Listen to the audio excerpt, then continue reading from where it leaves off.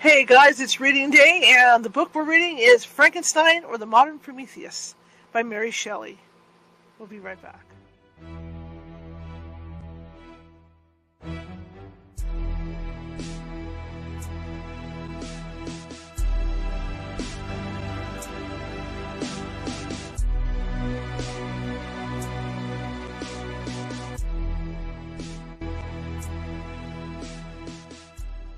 Grab your popcorn and snacks. Find a comfy spot, take a seat or lie down, and let me transport you to a place of fantasy, ghost stories, ancient legends, odd creatures, alien encounters, and other magical topics. You may even decide to join the conversation. From faraway lands to your own backyard, with a small dash of pixie dust. Turn out the lights and open your minds. The journey is about to begin.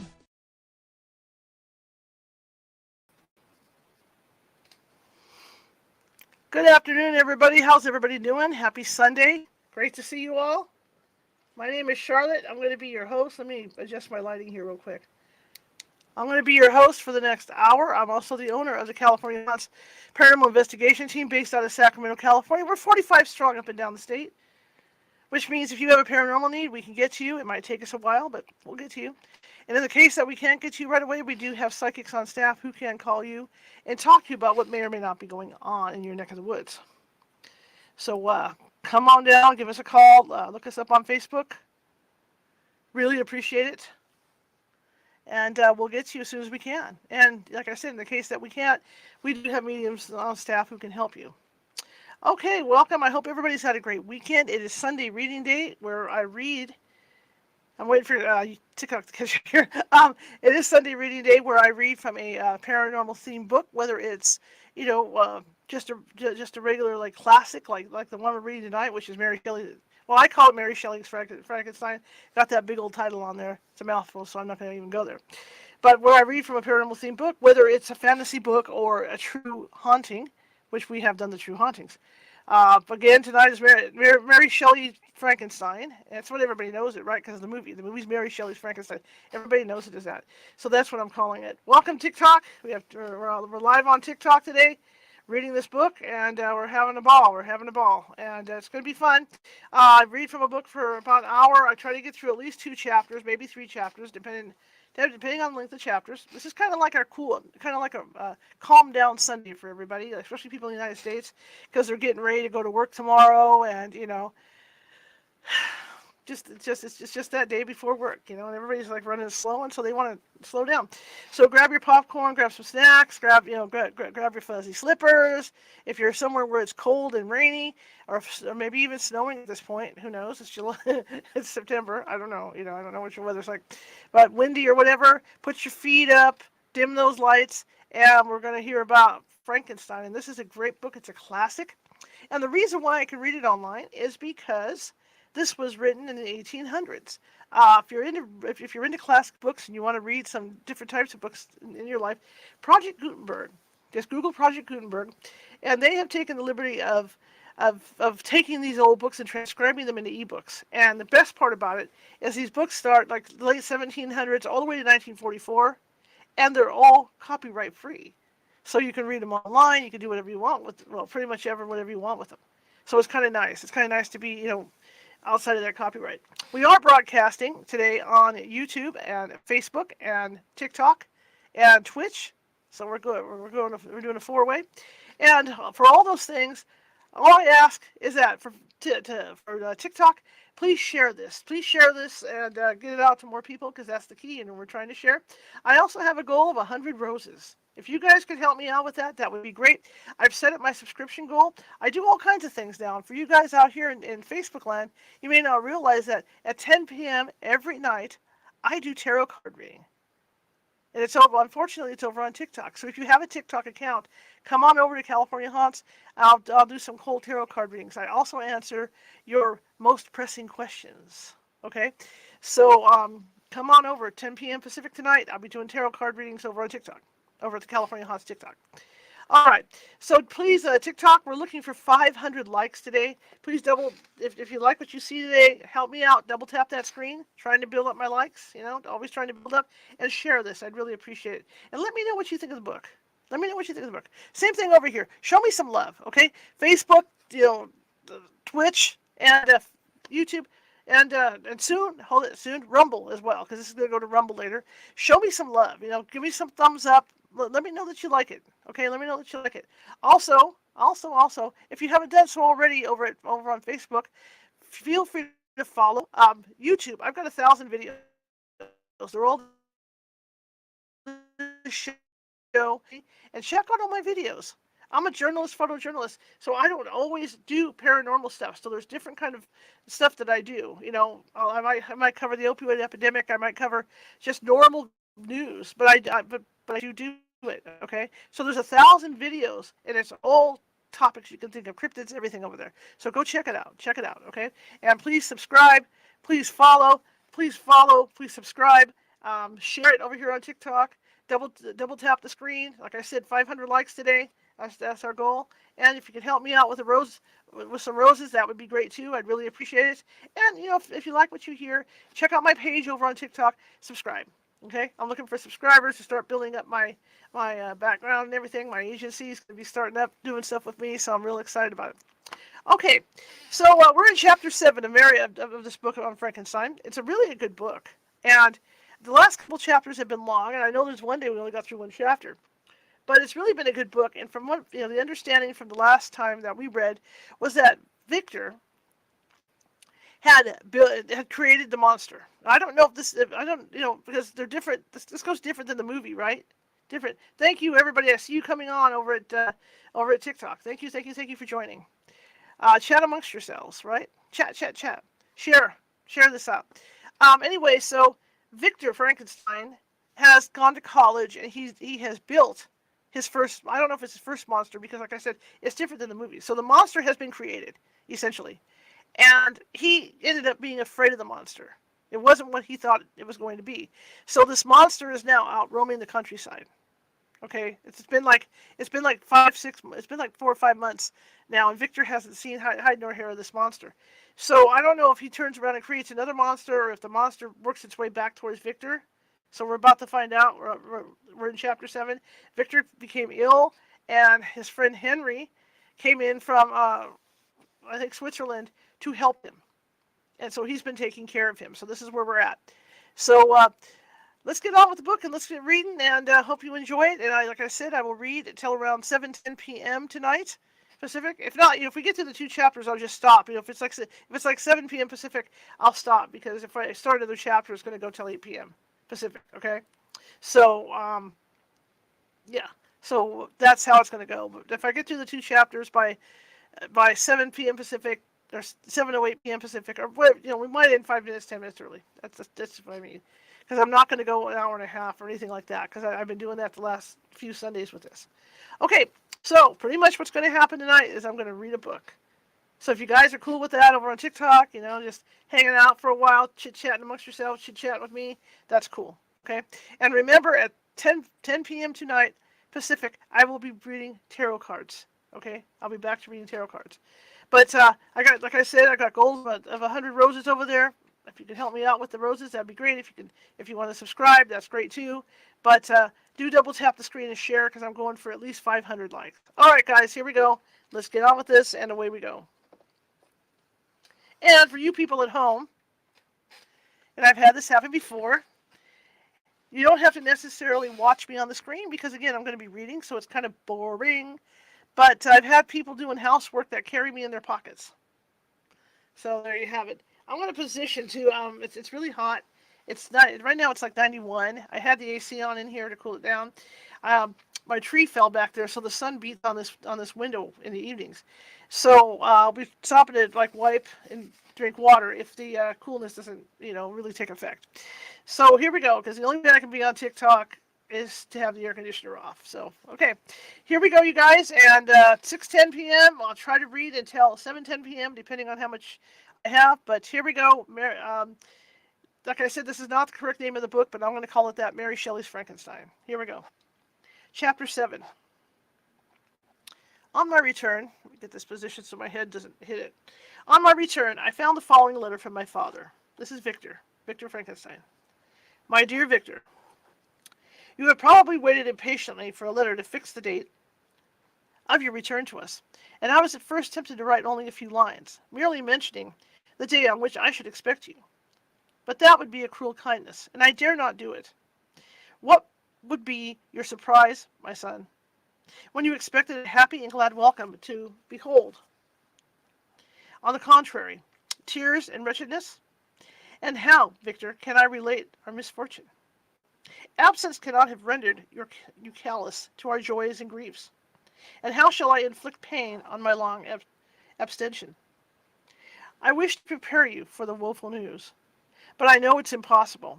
Even now, your eye skims over the page to seek the words which are to convey to you the horrible tidings. William is dead, that sweet child, whose smiles delighted and warmed my heart, who was so gentle, yet so gay. Victor, he's murdered. I will not attempt to console you, but I will simply relate the circumstances of the transaction. Okay, quick warning for everybody online here, okay? This book was written in the 1800s, so it's not going to be, should we say the word woke? It's not going to be up to date standards and what people are looking for on TikTok. So please do not turn me into the TikTok police or the internet police, because I'm doing my best here to kind of avoid it. Okay, I didn't expect murder to come up. I would have been unalived, right? So I'm trying my best to get through this and not irritate people. Last Thursday, May 7th, I, my niece, and your two brothers went to walk in Plain Place. The evening was warm and serene, and we prolonged our walk farther than usual. It was already dusk before we thought of returning, and then we discovered that William and Ernest, who had gone on before us, were not to be found. We accordingly rested on a seat until they should return. Presently, Ernest came, and inquired if we had seen his brother. He said that he had been playing with him, that William had run away to hide himself, and that he vainly sought for him, and afterwards waited for a long time, but that he did not return. This account rather alarmed us, and we continued to search for him until night fell, when Elizabeth conjectured that he might have returned to the house. Okay. He wasn't there. We returned again, with torches, for I could not rest when I thought that my sweet boy had lost himself, and was exposed to all the damps and dews of night. Elizabeth also suffered extreme anguish. About 5 in the morning I discovered my lovely boy, whom the night before I had seen blooming and active in health, stretched on the grass, livid and motionless. The print of the murderer's finger was on his neck. He was conveyed home, and the anguish that was visible in my countenance betrayed the secret to Elizabeth. She was very earnest to see the body. At first I attempted to prevent her, but she persisted, and entering the room where it lay, hastily examined the neck of the victim, and clasping her hands, exclaimed, "Oh God, I have unalived my darling child." She fainted, and was restored with extreme difficulty. When she again lived, it was only to weep and sigh. She told me that same evening William had teased her to let him wear a very valuable miniature that she possessed of your mother. This picture is gone, and was doubtless the temptation which urged the murderer to the deed. We have no trace of him at present, although our exertions to discover him are unremitted. But they will not restore my beloved William. Come, dearest Victor. You alone can console Elizabeth. She weeps continually and accuses herself unjustly as the cause of his death. Her words pierce my heart. We are all unhappy, but will not that be an additional motive for you to come? Your dear mother, alas, Victor, I now say, thank God she did not live to witness this cruel, miserable death of her youngest darling. Come, Victor, not brooding thoughts of vengeance against the assassin, but with feelings of peace and gentleness that will heal instead of festering. Enter the house of mourning, my friend, but with the kindness and affection for those who love you, and not with hatred for your enemies. Your affectionate and afflicted father, Alphonse Frankenstein. Geneva, May 12th, 17 Clerval, who had watched my countenance as I read this letter, was surprised to observe the despair that succeeded the joy I had first expressed on receiving new news from my friends. I threw the letter on the table and covered my face with my hands. My dear Frankenstein, exclaimed Henry, when he perceived me weep with bitterness, are you always to be unhappy? My dear friend, what has happened? I motioned him to take up the letter, while I walked up and down the room in the extremest agitation. Tears also gushed from the eyes of Clerval, as he read the account of my misfortune. I can offer you no consolation, my friend, said he. Your disaster is irreparable. What do you intend to do? To go instantly to Geneva. Come with me, Henry. To order the horses. During our walk, Clerval endeavored to say a few words of consolation. He could only express his heartfelt sympathy. Poor William, said he. Dear, lovely child, he now sleeps with his angel mother, who, that had seen him bright and joyous in his young beauty, but must weep over his untimely loss. To die so miserably, to feel the murderer's grasp, how much more a murder that could destroy radiant innocence. Poor little fellow. One only consolation have we. His friends mourn and weep, but he is at rest. The pang is over. His sufferings are at an end forever. A sod covers his gentle form, and he knows no pain. He can no longer be a subject for pity. We must reserve that for his miserable survivors. Clerval spoke thus as we hurried through the streets. The words impressed themselves upon my mind, and I remembered them afterwards in solitude. But now, as soon as the horses arrived, I hurried into a cabriolet, and bade farewell to my friend. My journey was very melancholy. At first I wished to hurry on, for I had longed to console and sympathize with my loved and sorrowing friends. But when I drew near my native town, I slackened my progress. I could hardly sustain the multitude of feelings that crowded into my mind. I passed through scenes familiar to my youth, but which I had not seen for nearly 6 years. How altered everything might be during that time! One sudden and desolating change had taken place, but 1,000 little circumstances might have by degrees worked other alterations, which, although they were done more tranquillity, might not be the less decisive. Fear overcame me. I dared no advance, dreading 1,000 nameless evils that made me tremble, although I was unable to define them. I remained 2 days at Lausanne in this painful state of mind. I contemplated the lake. The waters were placid. All around was calm. And the snowy mountains, the palaces of nature, were not changed. By degrees, the calm and heavenly scene restored me, and I continued my journey towards Geneva. The road ran by the side of the lake, which became narrower as I approached my native town. I discovered more distinctly the black sides of Jura and the bright summit of Mont Blanc. I wept like a child. Dear mountains, my own beautiful lake, how do you welcome your wanderer? Your summits are clear, the sky and lake are blue and placid. Is this the prognosticate of peace? Prognosticated peace, or to mock at my unhappiness? I fear, my friend, that I shall render myself tedious by dwelling on these preliminary circumstances. But they were days of comparative happiness, and I think of them with pleasure. My country, my beloved country, who but a native can tell the delight I took in again beholding the streams, thy mountains, and more than all, thy lovely lake. Yet, as I drew nearer home, grief and fear again overcame me. Night also closed around me, and when I could hardly see the dark mountains, I felt still more gloomily. The picture appeared a vast and dim scene of evil, and I foresaw obscurely that I was destined to become the most wretched of human beings. Alas, I prophesied truly, and failed only in one single circumstance, that in all the misery I imagined and dreaded, I did not conceive the 100th part of anguish I was destined to endure. It was completely dark when I arrived in the evening in the environs of Geneva. The gates of the town were already shut, and I was obliged to pass the night at Secheron, a village at the distance of half a league from the city. The sky was serene, and, as I was unable to rest, I resolved to visit the spot where my poor William had been unalived. As I could not pass through the town, I was obliged to cross the lake in a boat to arrive at Plain Place. During the short voyage, I saw the lightning playing on the summit of Mount Blanc in the most beautiful figures. The storm appeared to approach rapidly, and, on landing, I ascended a low hill that I might observe its progress. It advanced, the heavens were clouded, and I soon felt the rain coming slowly in large drops, but its violence quickly increased. I quitted my seat and walked on, although the darkness and storm increased every minute, and the thunder burst with a terrific crash over my head.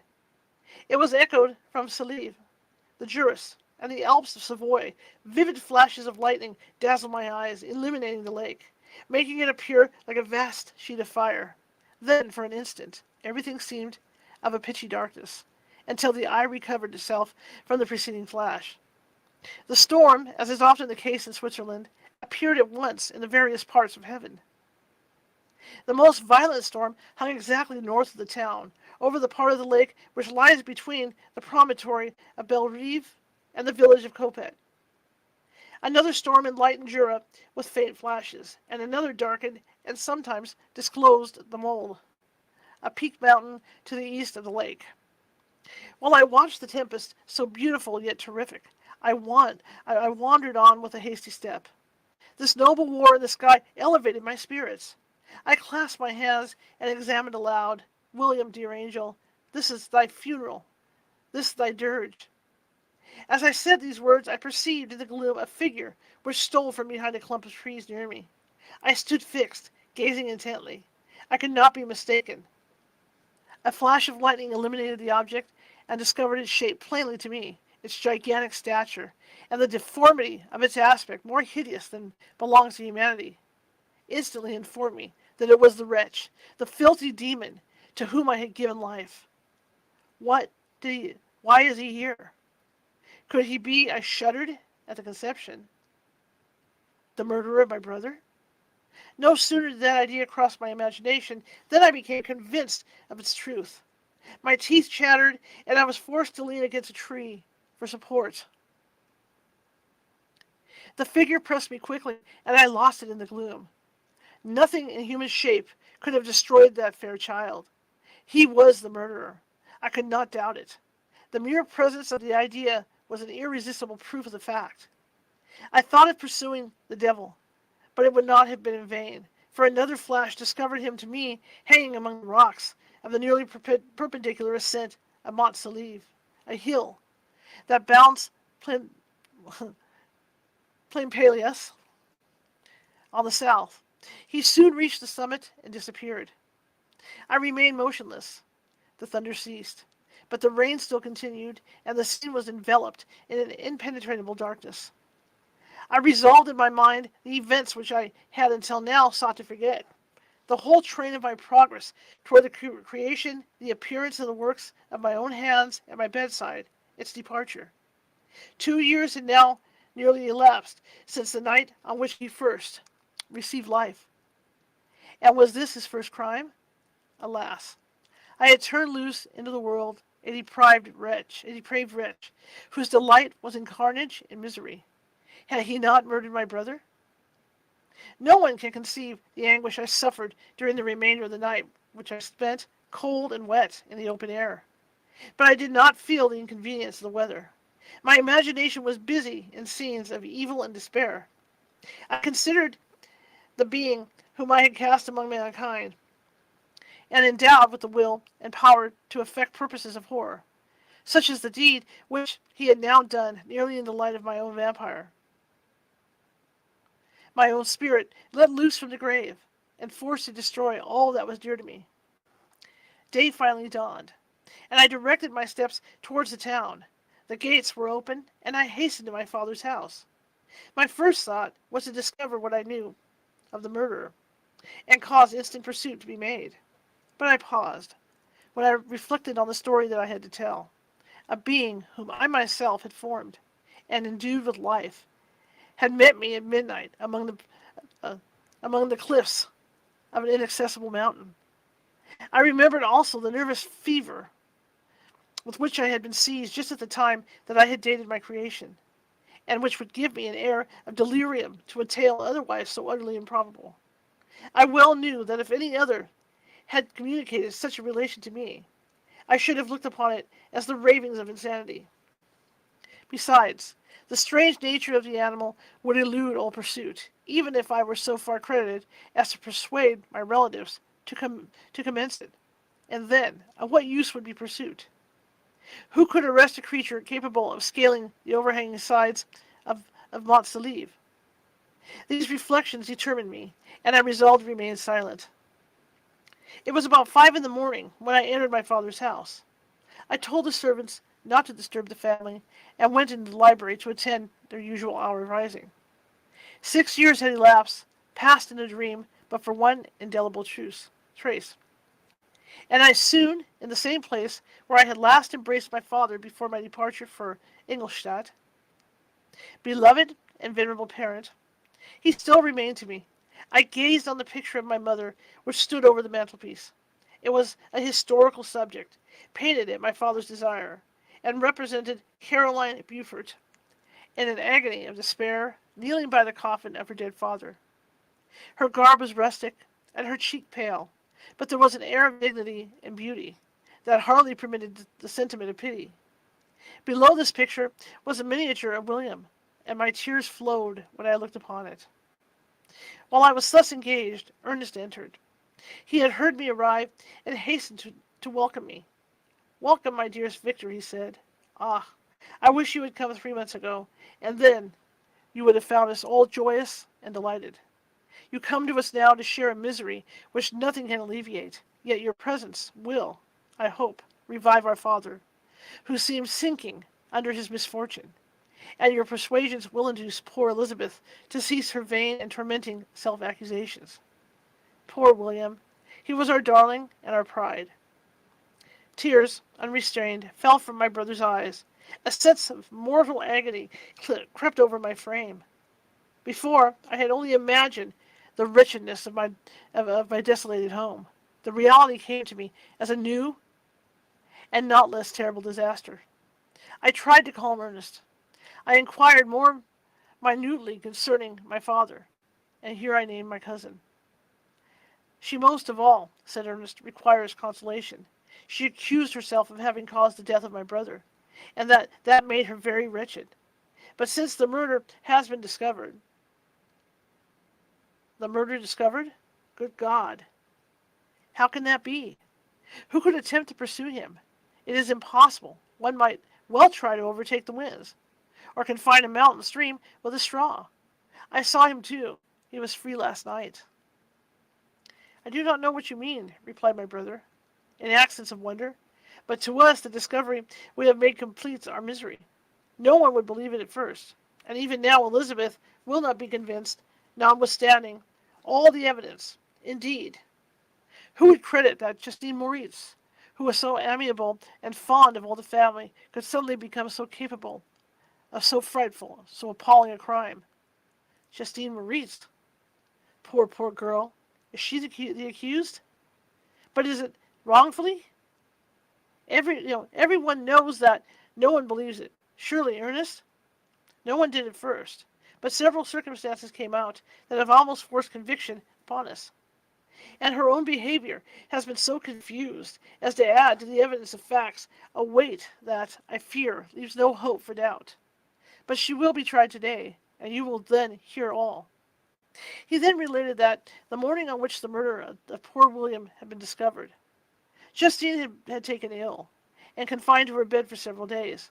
During this interval, one of the servants, happening to examine the apparel she had worn on the night of the murder, had discovered in her pocket the picture of my mother, which had been judged to be the temptation of the murderer.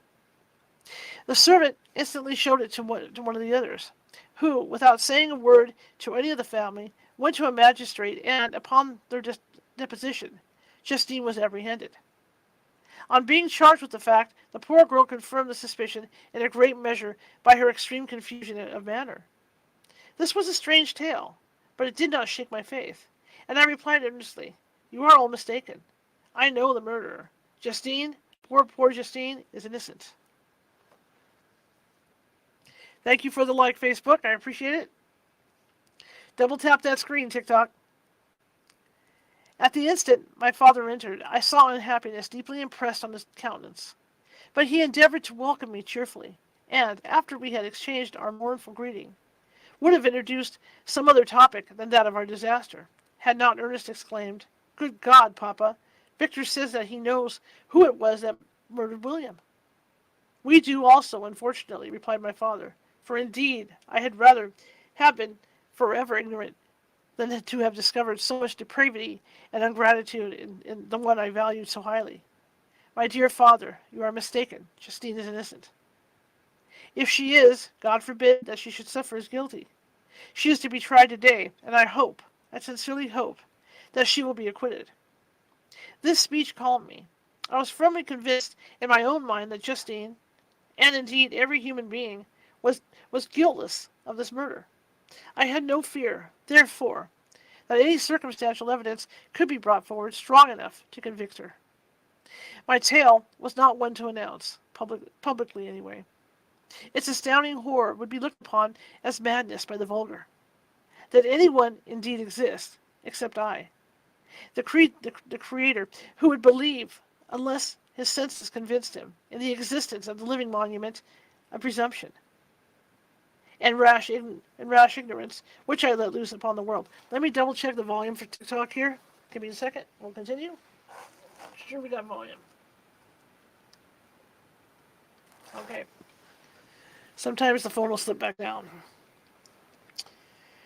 We were soon joined by Elizabeth. Time had altered her since I last beheld her. It had endowed her with loveliness surpassing the beauty of her childish years. There was the same candor, the same vivacity, vivacity, but it was allied to an expression more full of sensibility and intellect. She welcomed me with the greatest affection. "Your arrival, my dear cousin," said she, "fills me with hope. You perhaps will find some means to justify my poor, guiltless Justine. Alas, who is safe, if she could be convicted of a crime? I rely on her innocence as certainly as I do upon my own. Our misfortune is doubly hard to us. We have not only lost that lovely darling boy, but this poor girl, whom I sincerely love, is to be torn away by even a worse fate. If she is condemned, I shall never know joy more. I never shall know joy any more. But she will not. I am sure she will not, and then I shall be happy again, even after the sad death of my little William." "She is innocent, my Elizabeth," said I, "and that shall be proved.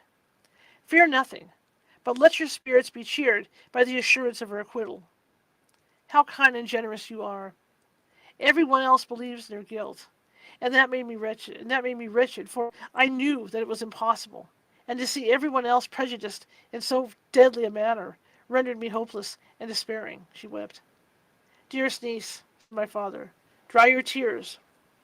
If she is, as you believe, innocent, rely on the justice of our laws and the activity with which I shall prevent the slightest shadow of partiality." Chapter 8. Let me have a little drink of water. Hello, Marisa. Hello, everybody over at TikTok. Double tap that screen.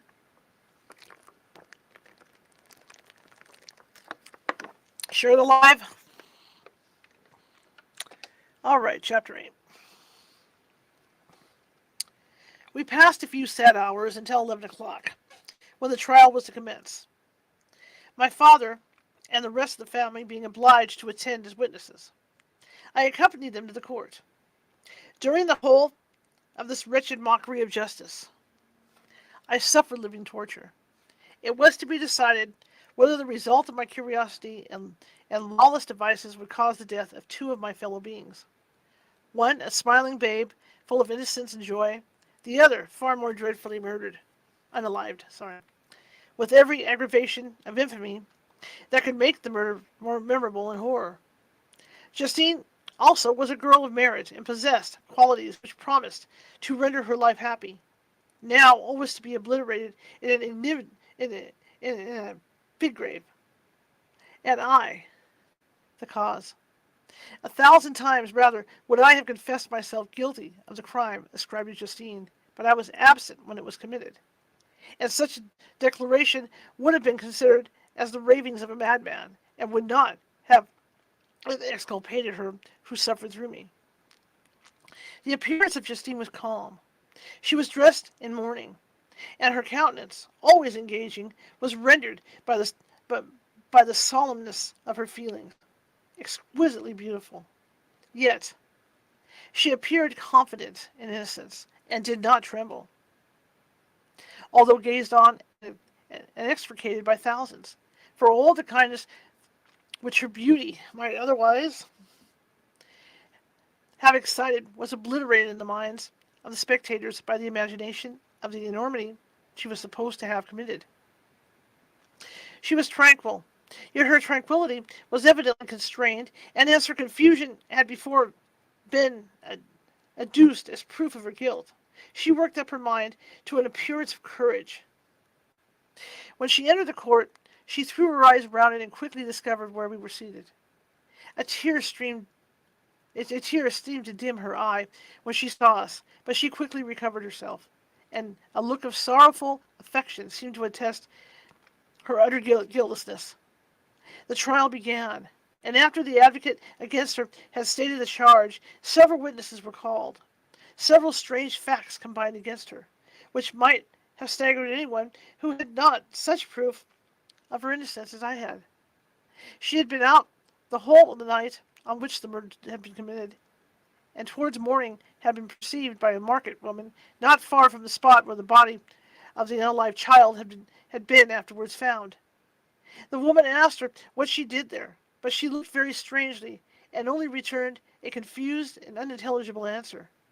She returned to the house about 8 o'clock, and when one inquired where she had been, passed the night, she replied that she had been looking for the child, and demanded earnestly if anyone had heard anything concerning him. When shown the body, she fell into violent hysterics and kept to her bed for several days. The picture was then produced, which the servant had found in her pocket, and when Elizabeth, in a faltering voice, proved that it was the same which, an hour before the child had been missed, she had placed round his neck, a murmur of horror and indignation filled the court. Justine was called on for her defense. As the trial had proceeded, her countenance had altered. Surprise, horror, and misery were strongly expressed. Sometimes she struggled with her tears, but when she was desired to plead, she collected her powers and spoke in an audible, although variable voice. God knows, she said, how entirely I am innocent, but I do not pretend that my protestations should acquit me. I rest my innocence on a plain and simple explanation of the facts which have been adduced against me, and I hope the character that I have always borne will incline my judges to a favorable interpretation where any circumstances appears doubtful or suspicious. She then related that, by the permission of Elizabeth, she had passed the evening of the night on which the murder had been committed at the house of an aunt at Shelley, a village situated about a league from Geneva. On her return, at about 9 o'clock, she met a man who asked her if she had seen anything of the child who was lost. She was alarmed by this account, and passed several hours in looking for him, when the gates of Geneva were shut, and she was forced to remain several hours of the night in a barn belonging to a cottage, being unwilling to call up the inhabitants to whom she was well known. Most of the night she spent here watching. Towards morning, she believed she had slept for a few minutes. Some steps disturbed her, and she awoke. It was dawn, and she quitted her asylum, that she might again endeavor to find my brother. If she had gone near the spot where his body lay, it was without her knowledge. That she had been bewildered when questioned by the market woman was not surprising, since she had passed a sleepless night, and the fate of poor William was yet uncertain. Concerning the picture, she could give no account. I know, continued the unhappy victim, how heavily and fatally this one circumstance weighs against me, but I have no power of explaining it. And when I have expressed my utter ignorance, I am only left to conjecture concerning the probabilities by which it might have been placed in my pocket. But here also I am checked. I believe that I have no enemy on earth, and none surely would have been so wicked as to destroy me wantonly. Did the murderer place it there? I know of no opportunity afforded him for so doing. Or if I had, why should he have stolen the jewel to part with it again so soon? I commit my cause to the justice of my judges, yet I see no room for hope. I beg permission to have a few witnesses examined concerning my character, and if their testimony shall not overweigh my supposed guilt, I must be condemned, although I would pledge my salvation on my innocence. Several witnesses were called, who had known her for many years, and they spoke well of her, but fear and hatred of the crime of which they supposed her guilty rendered them timorous and unwilling to come forward. Elizabeth saw even this last resource, her excellent dispositions, and her irreproachable conduct, about to fail the accused, when, although violently agitated, she desired permission to address the court. I am, she said, the cousin of the unhappy child who was unalived, or rather his sister, for I was educated by and have lived with his parents ever since, and even long before, his birth. It may therefore be judged indecent in me to come forward on this occasion. But when I see a fellow creature about to perish through the cowardice of her pretended friends, I wish to be allowed to speak, that I may say what I know of her character. I am well acquainted with the accused. I have lived in the same house with her, at one time for 5, at another for nearly 2 years. During all that period, she appeared to me the most amiable and benevolent of human creatures. She nursed Madame Frankenstein, my aunt, in her last illness, with the greatest affection and care, and afterwards attended her own mother during a tedious illness, in a manner that excited the admiration of all who knew her. After which she again lived in my uncle's house, where she was beloved by all the family. She was warmly attached to the child, and acted towards him like a most affectionate mother. For my own part, I do not hesitate to say that, notwithstanding all the evidence produced against her, I believe and rely on her perfect innocence. She had no temptation for such an action as to the bauble on which the chief proof rests. If she had earnestly desired it, I should have willingly given it to her. So much do I esteem and value her. A murmur of approbation followed Elizabeth's simple and powerful appeal, but it was excited by her generous interference, and not in favor of poor Justine, on whom the public indignation was turned with renewed violence, charging her with the blackest ingratitude. She herself wept as Elizabeth spoke, but she did not answer. My own agitation and anguish was extreme during the whole trial. I believe in her innocence. I knew it. Could the demon who had, I did not know for a minute a doubt, murdered or unalived my brother, also in his hellish sport, have betrayed the innocent to death and in ignorance?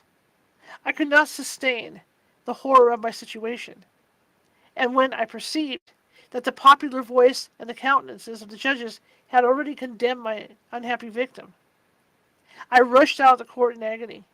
The tortures of the accused did not equal mine. She was sustained by innocence, but the fangs of remorse tore my bosom and would not forego their hold. I passed a night of unmingled wretchedness. In the morning I went to the court. My lips and throat were parched. I dared not ask the fatal question, but I was known, and the officer guessed the cause of my visit. The ballots had been thrown. They were all black, and Justine was condemned. I cannot pretend to describe what I then felt. I had before experienced sensations of horror, and I have endeavored to bestow upon them the adequate expressions. But words cannot convey any idea of the heart-sickening despair that I then endured. The person to whom I addressed myself added that Justine had already confessed her guilt. That evidence, he observed, was hardly required in so glaring a case. But I am glad of it, and, indeed, none of our judges like to condemn a criminal upon circumstantial evidence, be it ever so decisive. This was strange and unexpected intelligence. What could it mean? Had my eyes deceived me, And was I really as mad as the whole world would believe me to be if I disclosed the object of my suspicions? I hastened to return home, and Elizabeth eagerly demanded the result. My cousin, replied I, it is decided, as you may have expected. All judges had rather that 10 innocent should suffer than that one guilty should escape. But she has confessed. This was a dire blow to poor Elizabeth, who had relied with firmness upon Justine's innocence. Alas, said she, how shall I ever again believe in human goodness? Justine, whom I loved and esteemed as my sister, how could she put on those smiles of innocence only to betray? Her mild eyes seemed incapable of any severity or guile, and yet she has committed a murder. Soon after we heard that the poor victim had expressed a desire to see my cousin. My father wished her not to go, but said that he left it to her own judgment and feelings to decide. Yes, said Elizabeth, I will go. Although she is guilty, and you, Victor, shall accompany me. I cannot go alone. The idea of this visit was torture to me, yet I could not refuse. We entered the gloomy prison chamber, and I beheld Justine sitting on some straw at the farthest end. Her hands were manacled, and her head rested on her knees. She rose on seeing us enter, and when we were left alone with her, she threw herself at the feet of Elizabeth, weeping bitterly. My cousin wept also. Oh, Justine, she said, why did you rob me of my last consolation? I relied on your innocence, and although I was then very wretched, I was not so miserable as I am now. And do you also believe that I am so very, very wicked? Do you also join with my enemies to crush me, to condemn me as a murderer? Her voice was suffocated with sobs. Rise, my poor girl, said Elizabeth. Why do you kneel if you are innocent?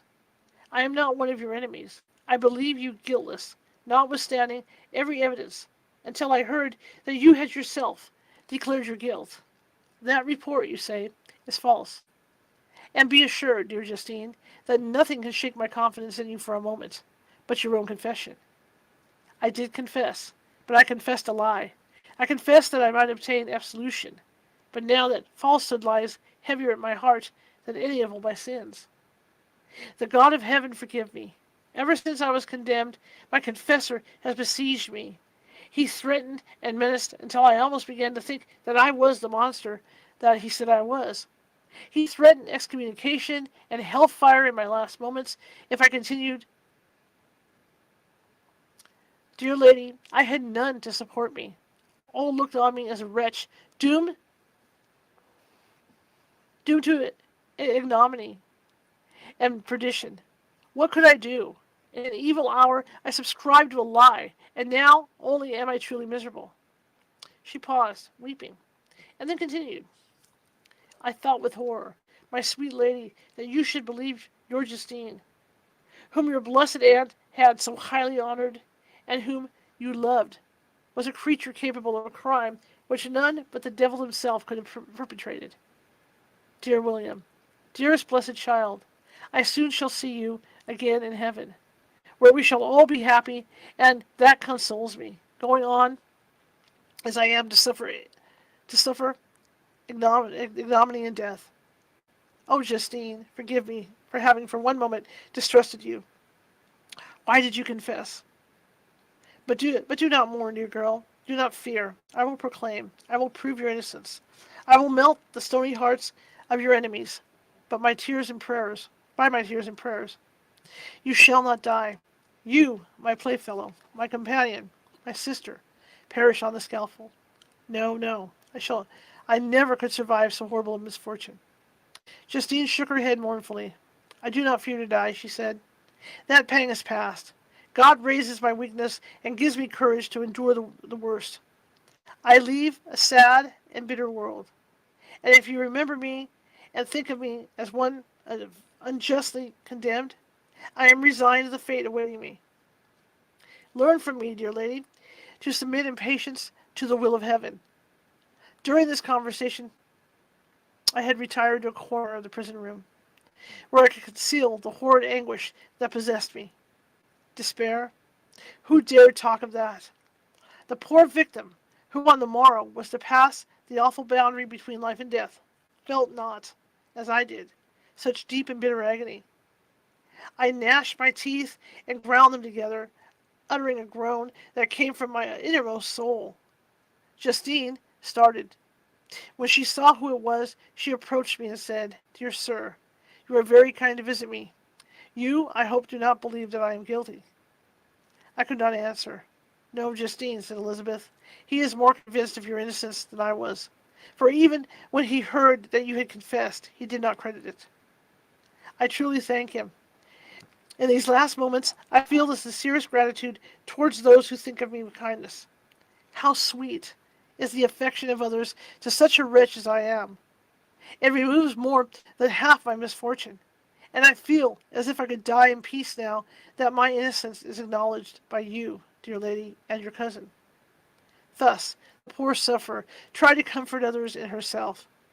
She indeed gained the resignation she desired, but I, the true murderer, felt the never-dying worm alive in my bosom, which allowed of no hope or consolation.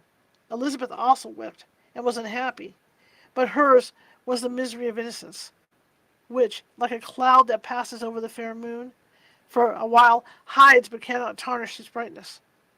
Anguish and despair had penetrated into the core of my heart. I bore a hell within me which nothing could extinguish. We stayed several hours with Justine, and it was with great difficulty that Elizabeth could tear herself away. "I wish," cried she, "that I were to die with you. I cannot live in this world of misery." Justine assumed an air of cheerfulness, while she with difficulty repressed her bitter tears. She embraced Elizabeth and said in a voice of half-suppressed emotion, "Farewell, sweet lady, dearest Elizabeth, my beloved and only friend. May heaven in its bounty bless and preserve you. May this be the last misfortune that you will ever suffer. Live and be happy and make others so." And on the morrow, Justine died. Elizabeth's heart-rending eloquence failed to move the judges from their settled conviction and the criminality of the stately sufferer. My passionate and indignant appeals were lost upon them, and when I received their cold answers and heard the harsh and feeling reasoning of these men, my proposed avowal died away on my lips. Thus I might proclaim myself a madman, but not revoke the sentence passed upon my wretched victim. She perished on the scaffold as murderess.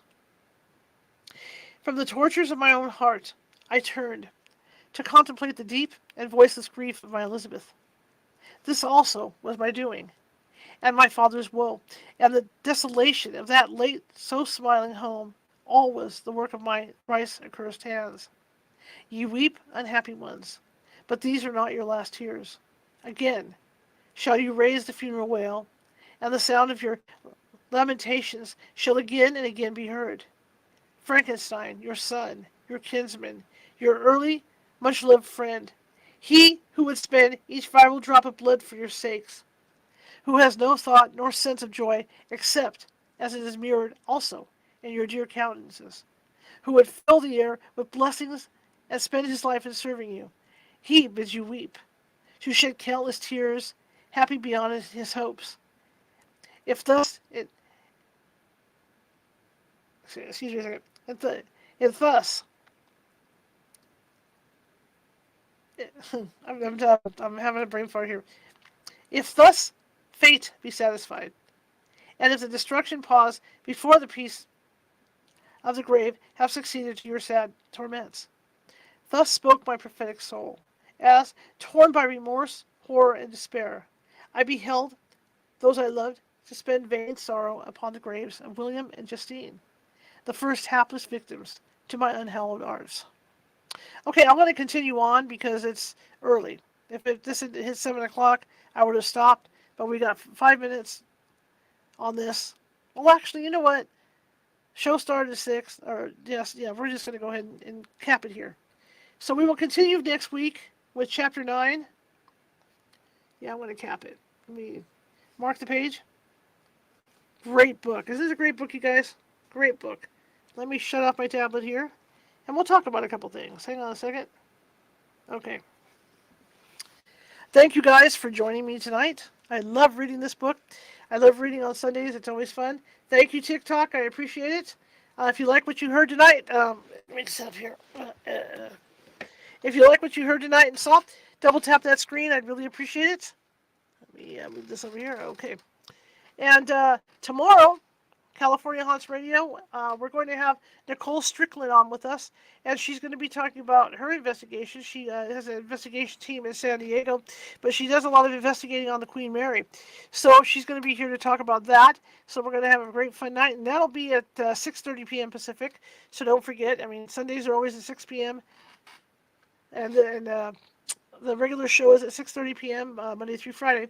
So she'll be with us tomorrow. So that's going to be some fun. And I have a couple experiences to relate from being aboard the Queen Mary myself. And I know Nicole wants to ask me and pick my brain about them. So I'm real excited to talk with her. Also tonight, as I mentioned before, I will be back online at 10 p.m. between 10 p.m. and 10:30 p.m. Pacific, over on TikTok. I have started to do tarot card readings at night in the evenings. And so far, it's gone pretty good, and I'm real excited about it. I'll also answer any kind of questions that you might have about your life, what might be coming for you, and do some cold psychic readings as well during that session. So come join me at between 10 and 10:30 tonight on TikTok, Pacific, and I'll be more than happy to do that for you. Also, we do have an event coming up. I'm setting the date up. I am launching a new show that's going to be going probably every other Saturday, and it's Ghost Stories by the campfire. And I'm going to try and focus on emergency personnel. And that's going to be kind of cool. But the event is going to be the launch of the show. Halloween is coming, and so I'm going to be offering tickets for the initial premiere of this to see what people think of it. $15 per person. People over at the Patreon, you don't have to pay anything to do it. That's what I arranged with you guys. So that if you join the Patreon, okay, get that Patreon going, California Haunts Radio Patreon. You don't have to worry about paying for this event. It's a freebie for you. So check it out. The Patreon address is down beneath the description of this show. It's right there. So for those people, like I said, it's free. But it's $15 per person to see the premiere of this. It's a Halloween event, special Halloween event. I've got a lot of interviews. I'm going to be working on that this week. Lots of interviews planned. We have some former police officers. I've got some former EMTs. I've got some nurses that I'm interviewing. And so you're going to get to see all that in that particular premiere show. So be looking for that. I'll probably get the details up today. I'm going to set a date for it. I won't have a link for it because obviously I have to edit it out through YouTube and through my software and then get it up to YouTube and all that stuff. But we want to get this rolling and get you guys planned for Halloween. I'm also planning on taking you guys on a ghost hunt this October, and so we're working on that. I got to get my team together and figure out where we want to be, to do it. So we're going to do that, and hopefully I can get some stuff going with some live ghost hunts and do some broadcasting for live ghost hunts as well, so you guys can come along on TikTok and Facebook and all those other good places. Okay, well, I want you guys to enjoy the evening. If you like the show, share it with 5 people. If you hated the show, share it with 5 of your enemies. We're always equal opportunity here at California Haunts Radio, just trying to get the word out about our little show. And join me on TikTok tonight. And for people on TikTok right now, check out our page. We have a lot going on in our TikTok page. Check that out. I really appreciate it. But I will see everybody tomorrow at 6:30 p.m. at youtube.com/@California Haunts Radio. Have a great evening, everybody.